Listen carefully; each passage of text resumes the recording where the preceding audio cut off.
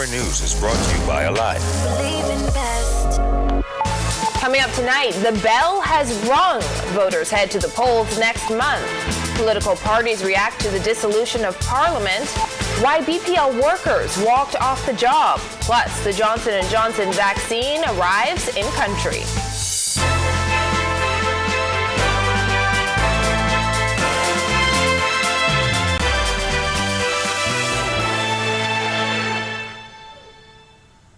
Welcome to our news and thanks for joining us. I'm Christina Dragovich. Topping news tonight, the bell has been rung and voters will head to the polls on September 16th to decide the next government of the Bahamas. We've got live team coverage tonight, starting with the announcement by Prime Minister Dr. Hubert Minnis, capping off 2 days of speculation and proclamations. Kyle Joaquin now joins us live from Rawson Square. Good evening, Kyle. Christina, it was the announcement of a snap election pretty much everyone saw coming, and it came after weeks and months of speculation and on a pretty historic day for the FNM, 29 years since its major election win in 1992. It is time for you, the people, to choose who you will elect to form the next government of the Commonwealth of the Bahamas. In a not-so-surprising address, Prime Minister Dr. Hubert Minnis called a snap election set for September 16th. His announcement came an hour after Police Commissioner Paul Roll, in his capacity as Provost Marshal, read a proclamation for the dissolution of Parliament. That Parliament shall be and is hereby dissolved on the 19th day of August 2021. With the race now on, Minnis says this is about leading the country out of the COVID-19 pandemic. It is now time for the Bahamian people to choose who they want to lead them as we move towards vaccinating every Bahamian who wishes to be vaccinated. With PMH on the brink of collapse and Doctors Hospital in a position where it's now deciding who gets a ventilator, the country is in the midst of a health crisis. Now a general election is 4 weeks away. We have a long tradition of peaceful elections. Let us continue that proud tradition. This is a different Minnis from the campaign trail.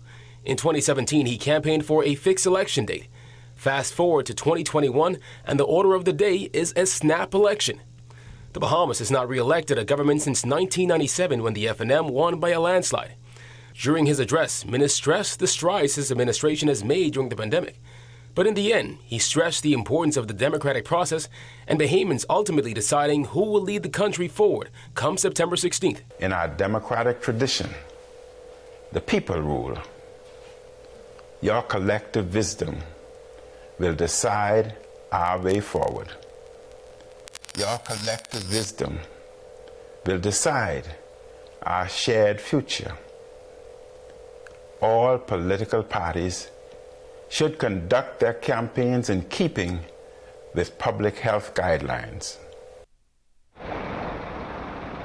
Now Parliament reopens on October 6th. In the meantime, the Prime Minister has a national address scheduled for this Sunday. We're live in Parliament Square. Kyle Joaquin, Our News. Thanks, Kyle. Well, Progressive Liberal Party leader Philip Davis declaring that they are ready for a new day. He spoke with Our News shortly after the Prime Minister's address. Bethany McDermott is live at PLP headquarters tonight.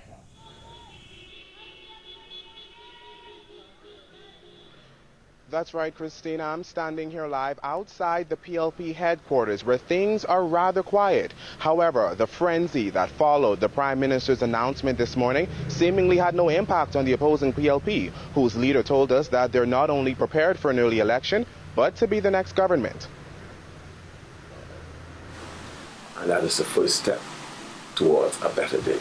A candid response from Progressive Liberal Party leader Philip Davis to the news that the general election will be held in just a few weeks. He slammed the announcement, which came by way of a national address from the Prime Minister, as nothing more than a political statement. It was not a national address. It was a political address where he's asking the Bahamian people to look at him and believe that he would be a better person to manage the post-pandemic era. I say no.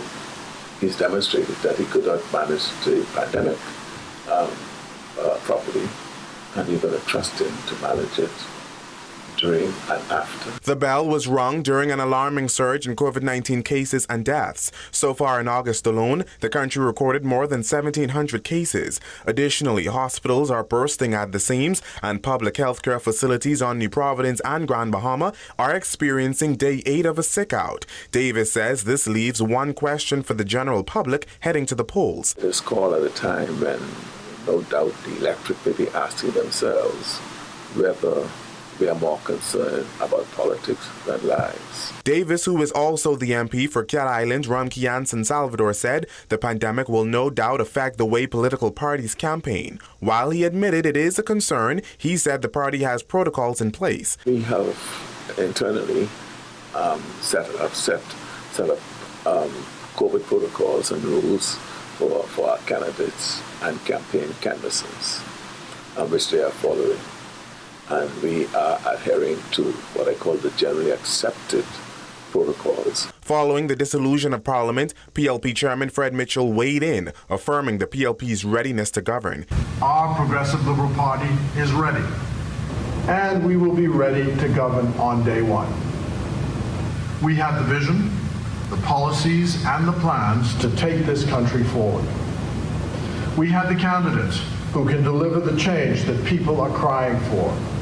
And we have the leadership to guide this country into a new day. Now, following our interview, Christina, the party leader then went to prepare himself for a live virtual event where he's expected to address party supporters and give his response to the Prime Minister's announcement. Now that address, is expected to be streamed live online. But for now, reporting live from the Sir Lyndon Pinling Center, I'm Berthany McDermott. Christina. Thanks, Berthany. Well, as news spreads of another proclamation from the Governor General and a national address by the Prime Minister, some people rushed to the Parliamentary Registration Department today, but they left disappointed. They called the dissolution of Parliament abrupt. Jillian Gray joins us live. Christina, I'm here at the Parliamentary Registration Department where right up to 6 p.m. people were still trickling in trying to register. Those that we spoke to earlier today expressed disappointment that their name will not be on that register. Registration closed. No more registration, no more transfer. Just after 10 a.m., a dozen people waited outside Parliamentary Registration Department in an attempt to register. However, an officer told residents that the centre was closed for registration as the House of Assembly had been dissolved. They were disappointed and they were angry because they felt like it was a surprise to them. They wasn't expecting election to happen until next year. A few weeks ago, rumors of an early election sent hundreds of voters rushing to registration sites. However, those who trickled in today were one day too late. Prior to the dissolution of the House, persons would have presented themselves, but they would have been informed of the discontinuation of registration.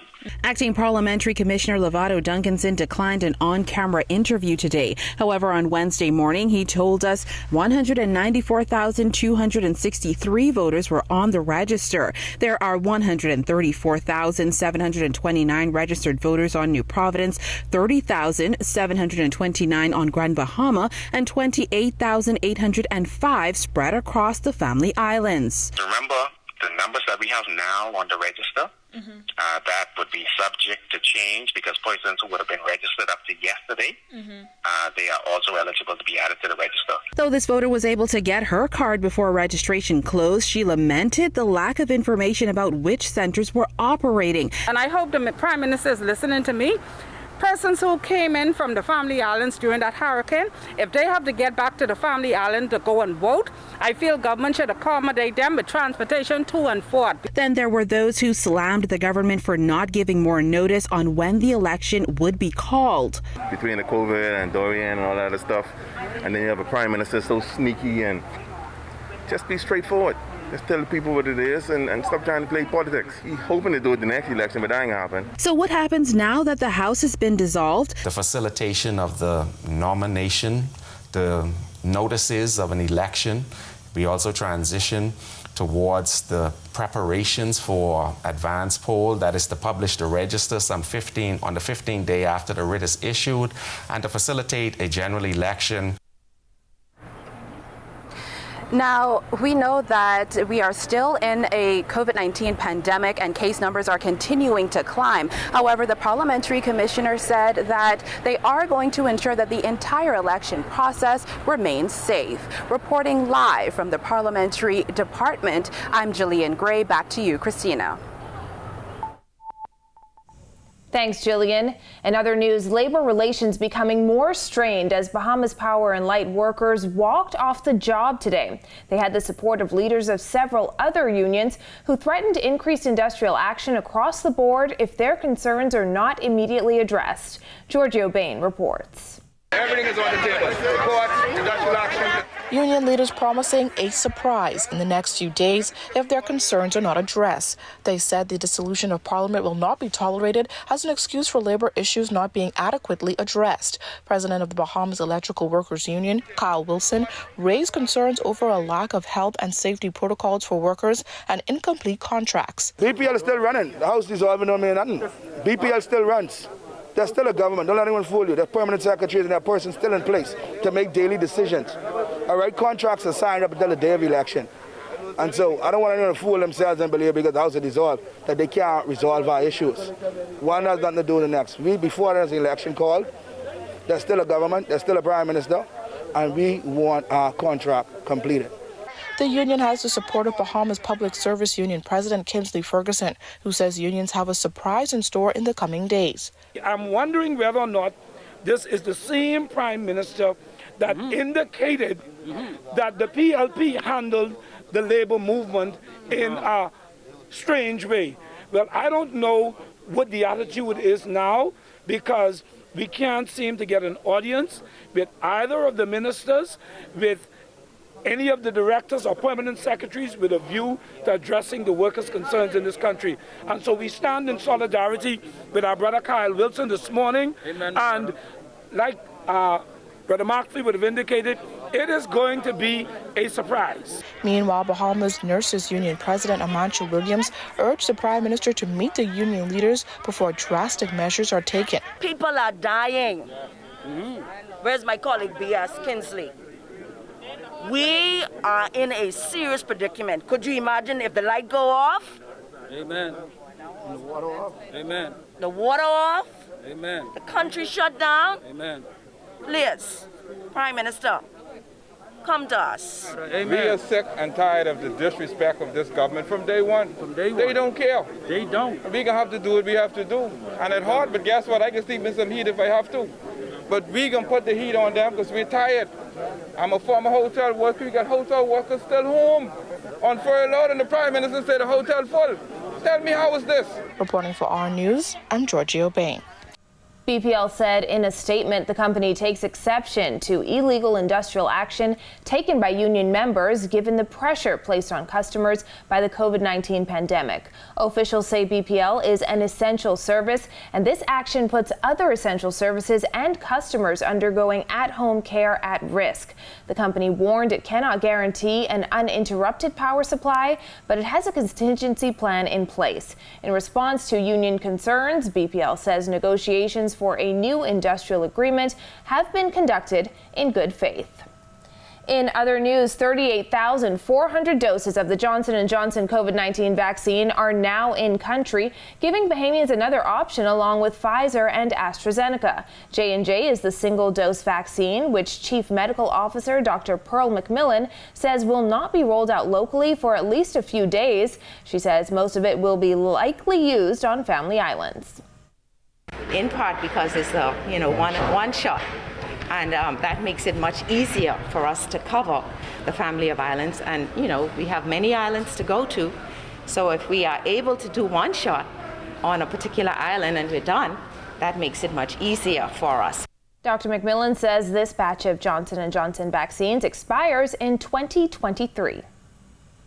Definitely we continue to monitor the expiration dates of all of our vaccines because we have to ensure that they're still viable.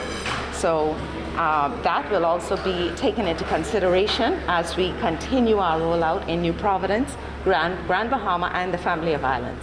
Partly sunny skies in Nassau today. Greg Thompson is in the Weather Center with the latest conditions. Thanks, Christina, and welcome everybody for your first look at weather. Tonight brought to you by Nestum. A new look, same great taste, distributed by Lightburn Trading.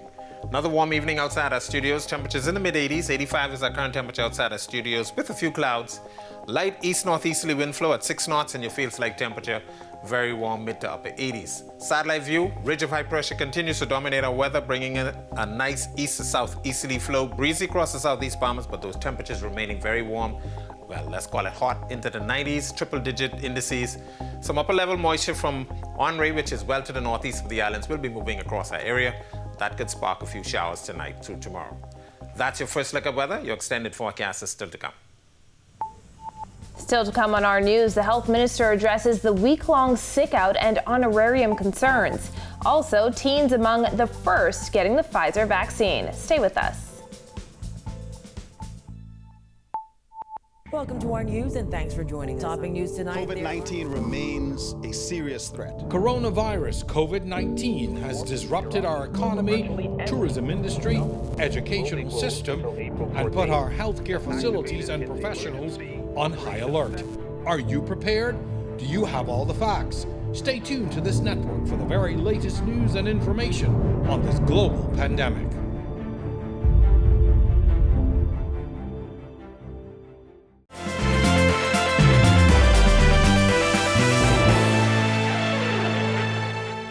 Health Minister Renward Wells says he will no longer address the honorarium payments that have since sent the public healthcare system into a tailspin.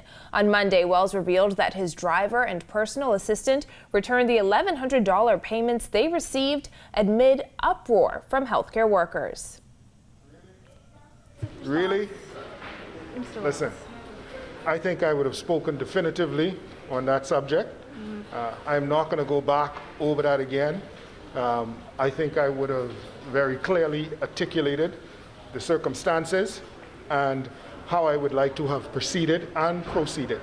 And so, as I said before on Tuesday, what is on the record, as I've spoken to, will remain on the record. For 8 days, healthcare workers have called in sick at PMH, Sandilands Rehabilitation Center, and Rand Memorial Hospital. The Public Hospitals Authority says the sick out continues to impact daily operations at those facilities. Wells says he is in discussions with stakeholders to address concerns. We have one union that is currently taking action, so to speak. That is the Bahamas Public Service Union.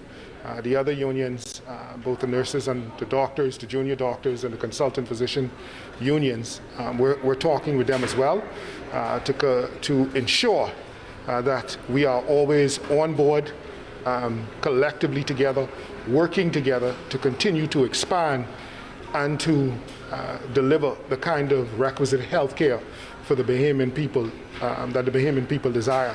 Meanwhile, dozens lining up to take the Pfizer vaccine today, including teenagers. Jared Higgs tells us more. Children as young as 12 among the first to get jabbed with the Pfizer vaccine. I decided to take it because I want to keep myself safe and my family as well. 12-year-old Vakita Richardson is going into the 7th grade in September. She says she wanted to get vaccinated to ensure that she doesn't get severely ill if she contracts COVID-19. If I do get the COVID-19, then I would not like to be on the worst side of it and die. Richardson says school was difficult with the back and forth between virtual and in-person classes. Here's her advice for other tweens considering taking the vaccine. I would tell them to most definitely get it because it is going to keep them safe and it's nothing really to worry about, because it is going to also help others. 16-year-old Tyreek John also lined up to take the vaccine. His reason was frank. I think it's important because, number one, I don't want to die.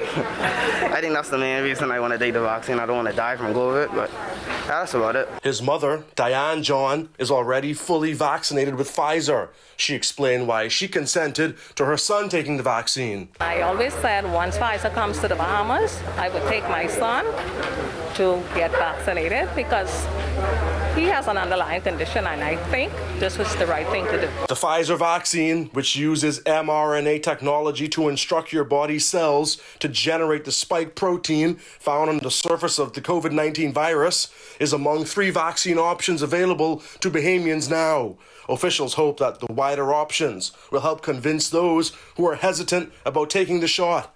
National soccer player and CrossFit athlete Jaime Thompson explained that after thinking about it for a while and seeing the country's desperate health situation, he decided to take the vaccine. It's scary, and I hope it gives people the reality check to truly focus on their health and their safety, whether they're taking the vaccine or not.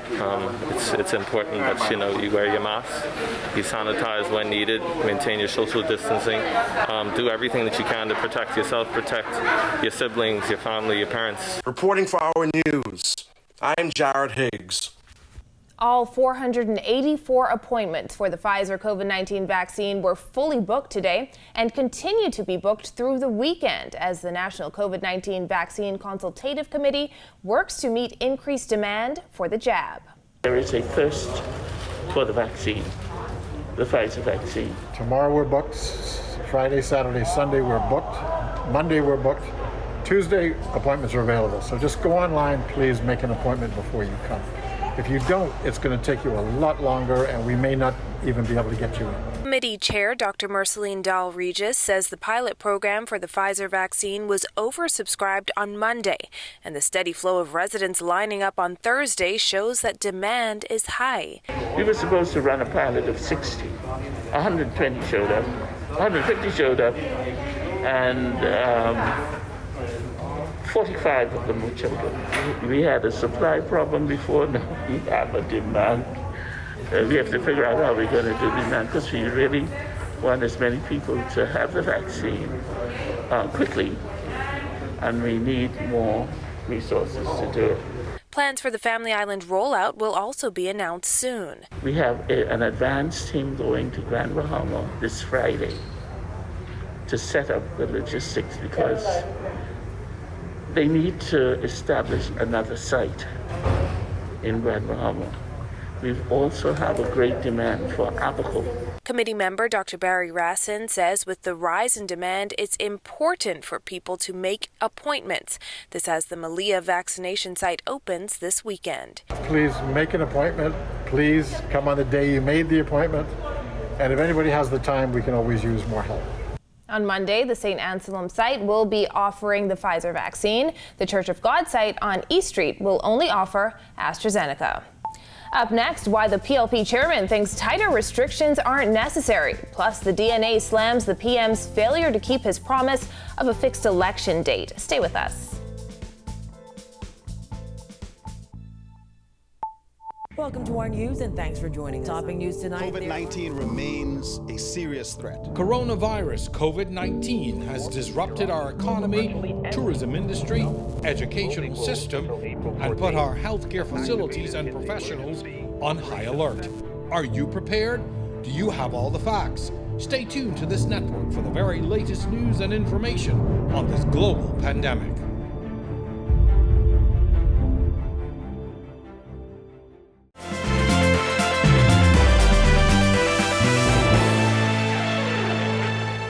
This is our news. Welcome back. Despite an alarming rise in COVID numbers, PLP Chairman Fred Mitchell says more restrictions aren't the answer to address the COVID-19 situation in the country. He insists people's livelihoods would be at stake again. We are not in favor of additional restrictions. The economy has to survive.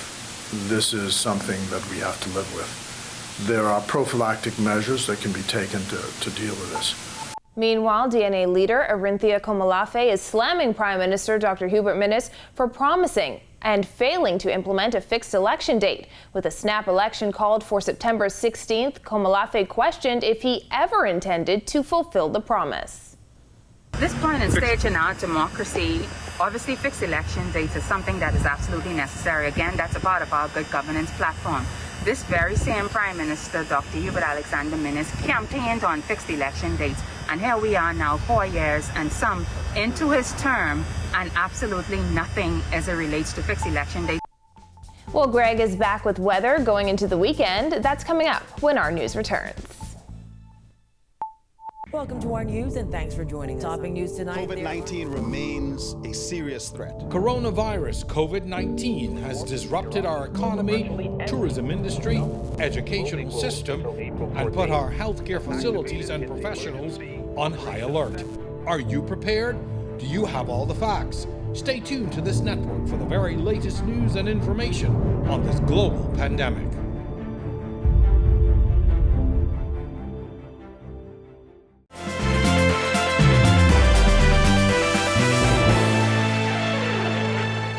Welcome back to our news. Mostly pleasant conditions ahead for the Bahamas. Greg is back in the Weather Center with the details.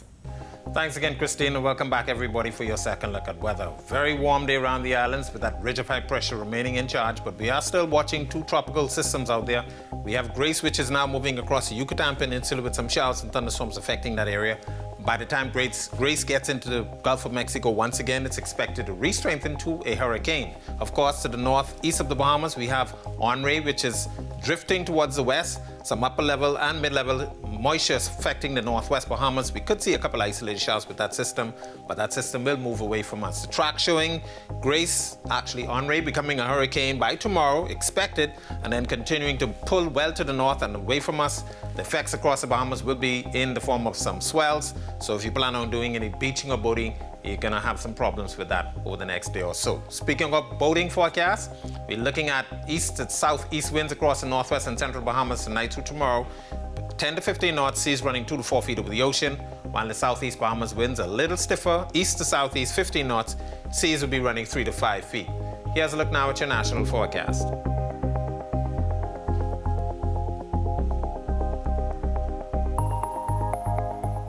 A look now at your extended forecast through Tuesday.